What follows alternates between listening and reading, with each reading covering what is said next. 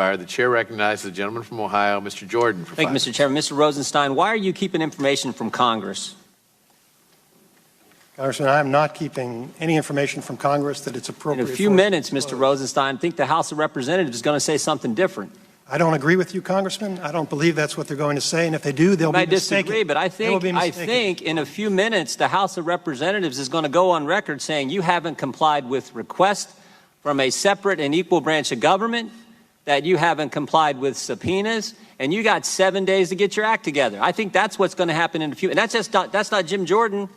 I think that's the House. I think that's a majority of the House of Representatives. In just a few minutes, I think that's going to happen. And I want to know why you won't give us what we've asked for. Sir, I certainly hope that your colleagues are not under that impression. That is not accurate, sir. And it is accurate. We have caught you hiding Mr. information. Chairman, can we allow the witness to answer? Mr. Chairman, point of order. We can go to Mr. Jordan's press conference and listen to him, but we came here to hear from the witnesses. The time belongs to the gentleman. Mr. Rosenstein, can we allow him to answer? We have caught you hiding information. Allow him to answer. He will be permitted to answer when Mr. Jordan. Why do we have them here? We'll allow him additional time to answer. Why are they not allowed to answer? The gentleman is out of order. The gentleman from Ohio is recognized. Mr. Rose, let me make this one point, then I'll let you answer. Mr. Jordan, I'd like to let me make this one point, sir. Where we've caught you hiding information, then you can answer. Why did you hide the fact that Peter Strzok and Judge Contreras were friends? Why did you redact that in the documents you gave to us? Judge Contreras is kind of important. FISA court judge, more importantly, just as importantly, the judge that heard Mike Flynn's case. Why did you try to hide that from us? Mr. Jordan, I appreciate you giving me the opportunity to respond. I've heard you make those sort of allegations publicly on TV.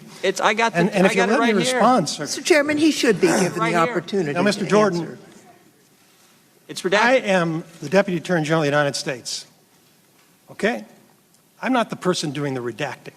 I'm responsible for responding to your concerns as I have. I have a team with me, sir. It's just a fraction of the team that's doing this work, and whenever you brought issues to my attention, I have taken appropriate steps to remedy them. So your statement that I'm personally keeping information from you, trying to conceal information You're from the boss, Mr. Rosenstein. That's correct. And my job is to make sure that we respond to your concerns. We have, sir. Now, I've appointed Mr. Lausch, who is managing that production, and my understanding is it's actually going very well, sir. So I appreciate your concerns. Again, I think the House of Representatives is going to say otherwise. But your use of this to attack me personally Why did you is deeply wrong. Point of order, Mr. Chairman. May the witness be permitted to answer the question? It's not personal. The gentleman will suspend. The witness is going to have an opportunity to say whatever he wants at the end of Mr. Jordan's 5 minutes. Until it is not those personal. 5 minutes, they're his time. I appreciate your service. It's not personal. We just want the information. Why did you tell Peter Strzok not to answer our questions yesterday? When I asked Peter Strzok if he'd ever communicated with Glenn Simpson, he gave us the answer he gave us dozens of times. On advice of FBI counsel, I can't answer that question. Why couldn't he answer that question? Mr. Jordan, I appreciate your sincere concerns, but I didn't give Peter Strzok any instructions.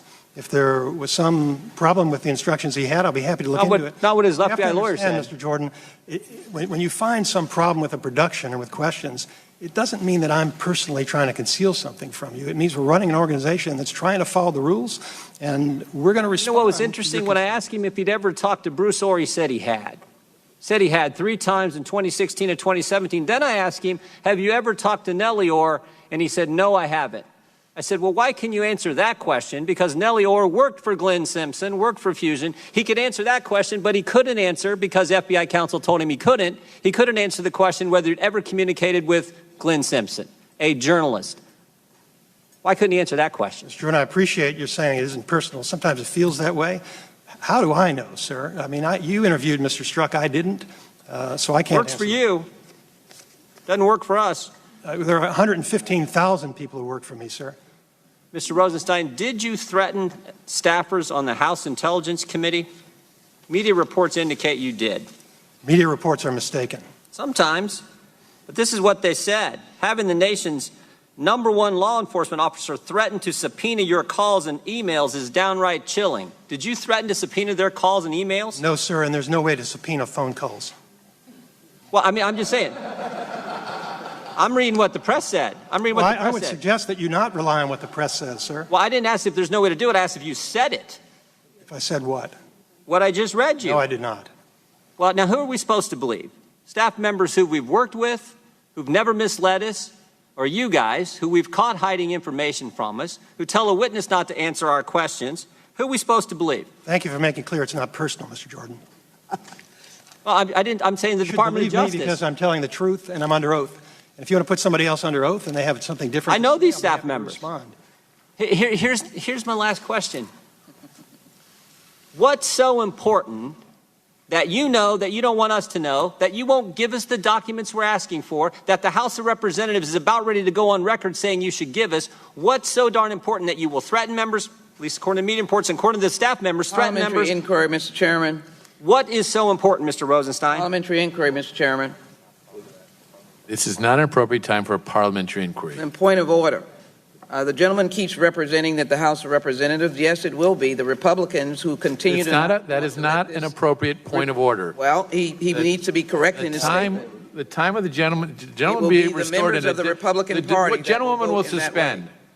The time of the gentleman from Ohio will be restored for another additional 15 seconds, and then the Deputy Attorney General will be allowed to respond. Thank you, Mr. Chair. Mr. Rosenstein, Mr. Ray, I do appreciate your work, but I'd also appreciate if the House of Representatives could get the information. We have repeatedly, Mr. Gowdy talked about how long this investigation is going on, how long there's been a special counsel. We started asking for information in July of last year, and some of that is still has not been given to the Congress, still has been given to this committee, the committee charged with defending the Judiciary Committee. So I appreciate what you do. I just want the information, and we're so frustrated that there is now a resolution on the floor of the House in just a few minutes that will be voted on. The time of the gentleman has expired. Mr. Rosenstein will be allowed to respond. I don't have any control over what resolutions you vote on, sir, and you should feel free to do that. The gentleman will suspend it. The time now is the Attorney General's. If you're interested in the truth, Mr. Jordan, the truth is we have a team of folks, they're Trump appointees and career folks, and they're doing their best to produce these documents. Director Wray explained to you the process. He's got hundreds of people working around the clock trying to satisfy these requests. So whether you vote or not is not going to affect it. You're going to get everything that's relevant that we can find and produce to you. I support this report, sir. I'm not trying to hide anything from you. The chair recognizes the gentleman from Georgia, Mr. Johnson, for 5 minutes. Vote.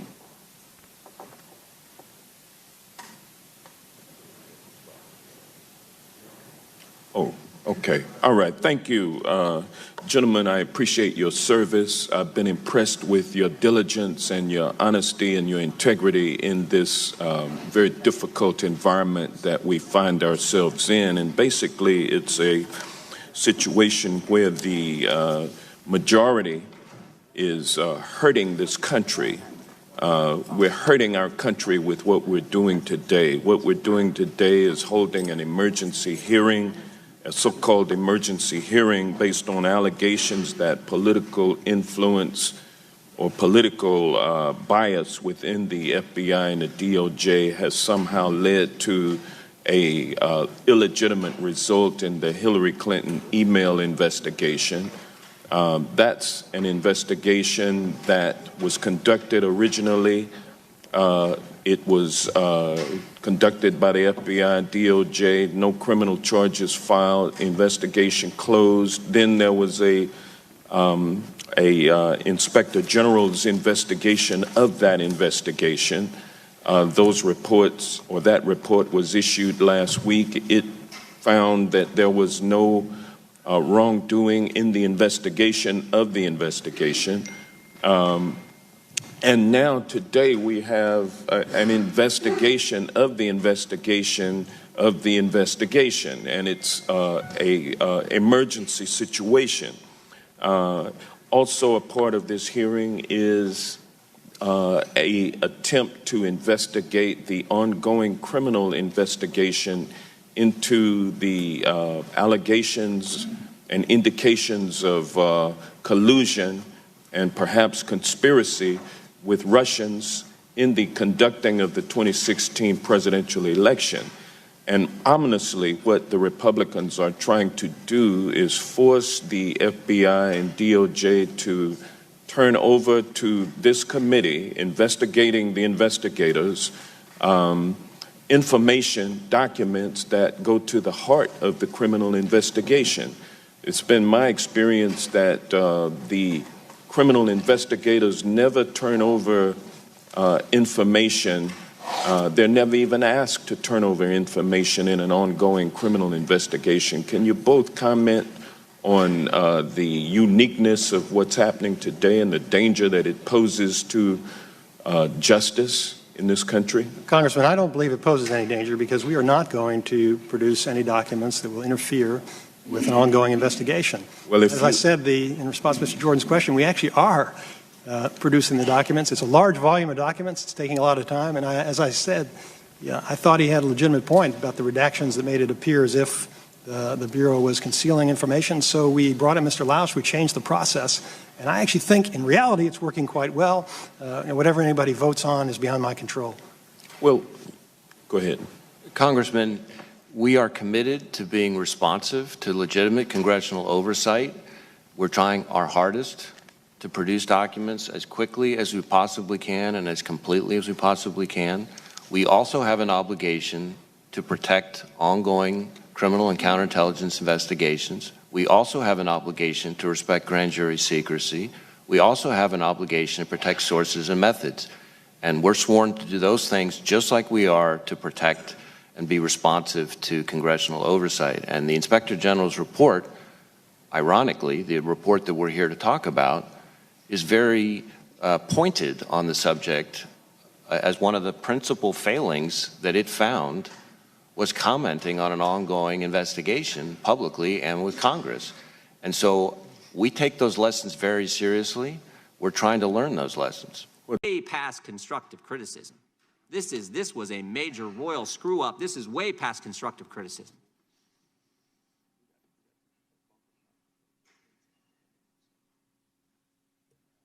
I'm sorry, is there a question? There is. What's the question?